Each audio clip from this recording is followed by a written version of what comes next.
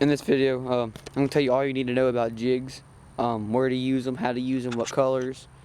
So let's just get right into it. For my jigs, I guess get a regular old, box, and I categorize them from smallest to biggest, and then I can have it with my worm hooks and weights. Here are the 4 different types of jigs. Here's just the regular old casting jig. Here's a football head. And finesse, and just a regular smaller casting jig. First, I'm going to talk to you about the regular casting jig. They come in every color that all the other jigs do. And first of all, they got the heavy hook, so whenever you get that fish hooked, they ain't coming off. And most of them, the bigger ones, have rattles, it's just crap. Usually those fish are all they're going to be looking for, especially down here in South, when they see that any kind of tails moving, like rage tails or anything like that, that's what makes a difference.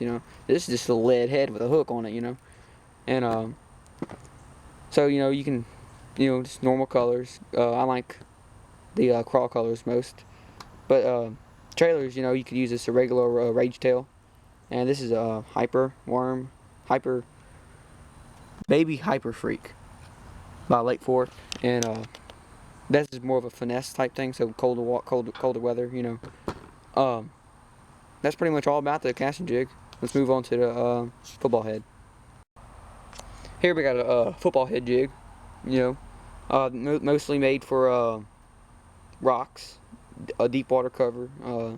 This is just a little baby one with not a heavy wire hook, but they do have heavy wire hooks. But this is just a light. Again, I like the same colors, crawl colors, natural looking. You can throw, this is a smaller one, so this is like a bitsy bug trailer, and that works good.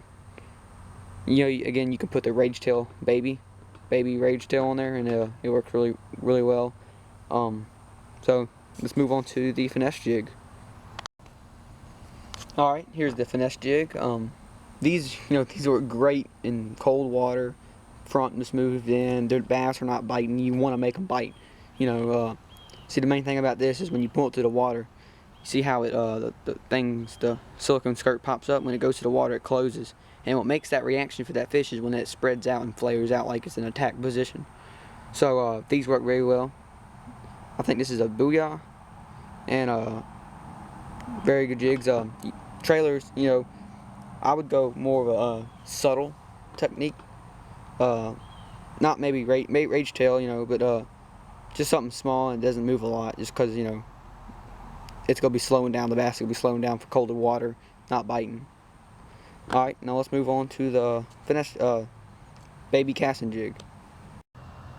Here we have it's a regular casting jig, but it's really smaller profile. So these have the same. This is a 1/4 ounce, but it's the size of a 3/16 ounce. And cool thing about these, usually you want to get a jig that has a lot of skirts on it. But these, I'll throw a baby rage tail like all the other ones.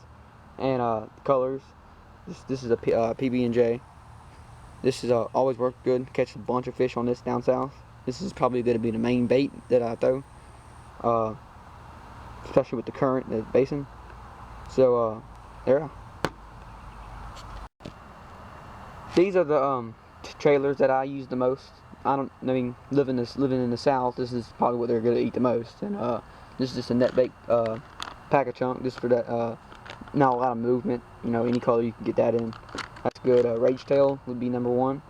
Baby rage tail. That's just great Texas rig jigs. That's what I usually move on. This is the Lake Fork baby hyper freak, and these right here, they're good finesse. The good thing about these is the grass. This paddle tail. It you think it moves, man, it moves like crazy. There it is right there, and on this jig, and the lighter weight jig you have, the wider it's gonna flap, and heavier, it's gonna be a little tighter. So and next we had these are the bitsy crawl things. I don't really use this a lot, but they're pretty good. Just, you know, small ponds and things. And all the colors, you know, just match it up to your jig. Like, for instance, you know, color matches, you know. Let's see what else I got here. June bug, purple, you know, that's what's just gonna match. Usually with the rattles and baits, they do, you know, I guess they can attract fish at times. That, you know, you need something a little to get them there, maybe a little muddy water. But usually, you know, you just throw a regular old jig and that'll get them. Alright, for here, action doing jigs, you just get a regular old jig, cut the hook off, put a little white, just a bright color thing, skirt so you can see it when you're pitching at night, because that's the time you do it. And you can just kind of pitch, you know, practice doing that, trying to get backlashes. And